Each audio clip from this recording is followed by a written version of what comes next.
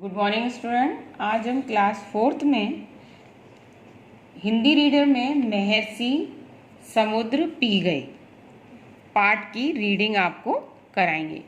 ये पाठ आपके बुक में केवल पढ़ने के लिए, केवल पठन हेतु का मतलब है केवल पढ़ने के लिए।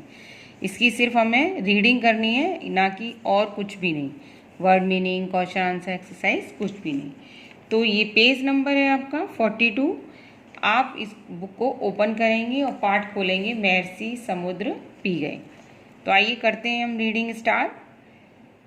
पौराणिक यानी पहले के काल में, पौराणिक पुराने काल में महर्षि अगस्त्य नाम के एक महान त्यागी, तपस्वी और तेजस्वी ऋषि हुए। उनके संकल्प के सामने कोई टिक ना पाता था। एक बार विंध्याचल पर्वत गर्व से उन्मत्त हो ऊपर की ओर उठने लगा। गर्व यानी घमंड। वह ऊंचा और ऊंचा उठता चला गया, मतलब अपने ही घमंड में और ऊंचा होता चला गया, यहाँ तक कि सूर्य का मार्ग भी रुकने लगा।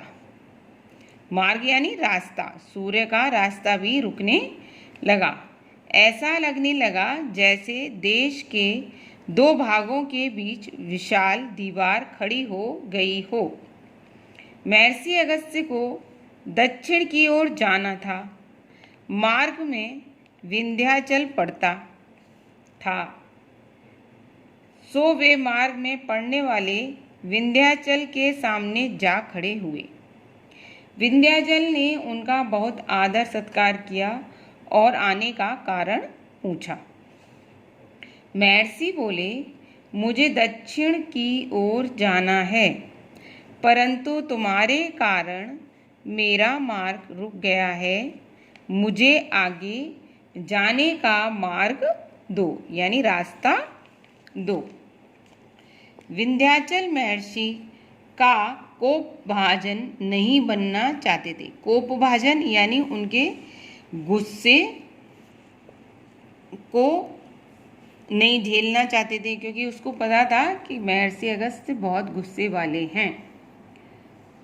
उसे ऋषि के तपोबल का भान था, यानी पता था। वह उनके चरणों में दंडवत लेट गया।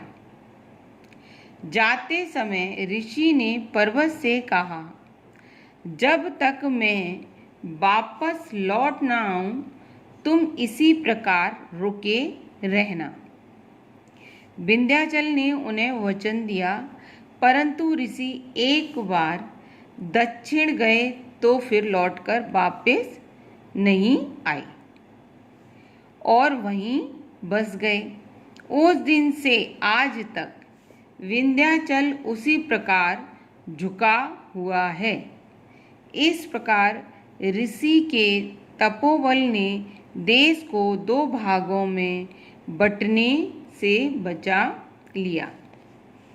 एक दिन की बात है, महर्षि अगस्त्य प्रातः के समय समुद्र में स्नान करके लौट रहे थे।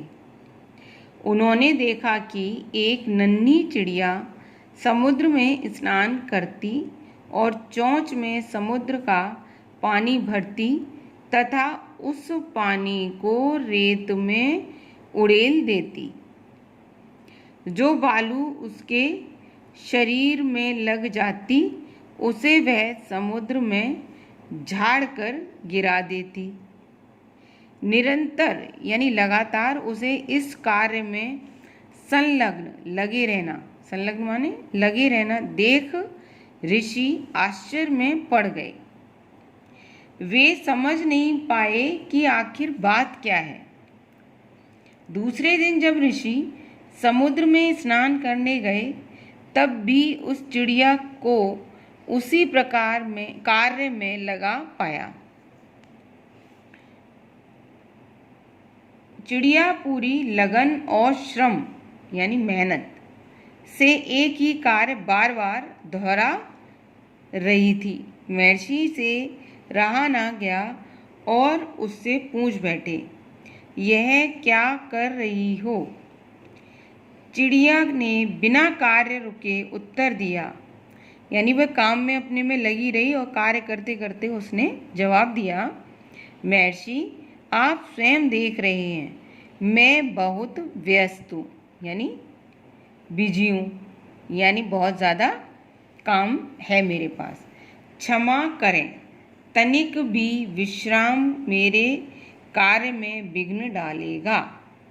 क्या कहा चिड़िया ने कि जरा सा भी आराम करना या रुकना मेरे कार्य में बाधा, विघ्न मीन्स बाधा डालेगा। मुझे क्षण भर भी बात करने की ही फुर्सत नहीं है। महर्षि को यह सब सुनकर बड़ा आश्चर्य हुआ। उनसे कभी किसी ने इस प्रकार उपेक्षित भाव से बात नहीं की थी। उपेक्षित यानी कि उनकी ओर ध्यान ना देना और अपना काम करते रहना। फिर भी उन्हें जिज्ञासा हुई। अपमान बोध न करते हुए उन्होंने फिर कहा, मुझे अपनी बात बताओ, संभवतः मैं तुम्हारी कुछ सहायता कर सकूं। ऋषिवर मेरा अपराध क्षमा करें, समुद्र मेरे अंडे बहा ले गया है। मैंने इससे विनती की, परंतु इस कठोर आतताई को मुझ पर दया नहीं आई। उसने मेरी प्रार्थना को ठुकरा दिया। कहकर चिड़िया रोने लगी। क्या कहा चिड़िया ने कि समुद्र जो है, चिड़िया के जो अंडे होंगे, समुद्र के पानी का बहाव आया और वह उस समुद्र में उसके अंडे चले गए। तो उसने प्रार्थना को ठुकरा दिया, कहकर चिड़िया रोने लगी।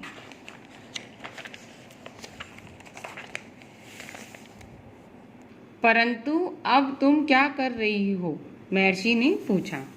मैंने दृढ़ निश्चय किया है कि मैं सारा समुद्र उड़ेल दूंगी, समुद्र को पाट दूंगी। जब तक यह नहीं कर लूंगी चैन नहीं लूंगी, चिड़िया बोली। महर्षि अगस्त्य उसकी वीरता और संकल्प से प्रभावित हुए। उन्होंने समुद्र से उसके अंडे लौटा देने को कहा, परंतु घमंडी समुद्र पर महर्षि के वचनों का कोई प्रभाव ना हुआ। उसने चिड़िया के अंडे ना लौटाए। महर्षि को क्रोध आया। वे बोले, समुद्र तुम प्रार्थना के योग्य नहीं हो, तुम्हें दंड मिलना चाहिए। भगवान राम ने तुम्हें धनुष पर वाण चढ़ाकर शोक लेने का निर्णय लिया था और तुमने भयभीत होकर उनसे प्रार्थना की, तब तुम पर पुल बांधा गया। आज मैं तुम्हें पूरा पी जाऊंगा।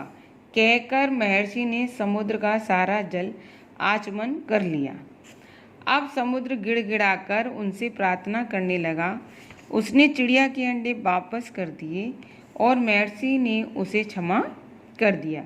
यह वृतांत इस धारणा को सुनिश्चित करता है कि जब नन्हा प्राणी भी दृढ़ निश्चय कर लेता है तो भगवान भी किसी न किसी रूप में उसकी सहायता करते हैं। बच्चों, आपका ये चैप्टर हो गया कंप्लीट, जिसकी आपको अच्छे से रीडिंग करनी है और इस चिड़िया की तरह यानी इस पाठ की तरह हमें ये शिक्षा लेनी है कि हम अपने सभी कार्य को दृढ़ निश्चयता से पूरे करें। तो आज की कक्षा में इतना ही। सी यू टुमारो। Thank you.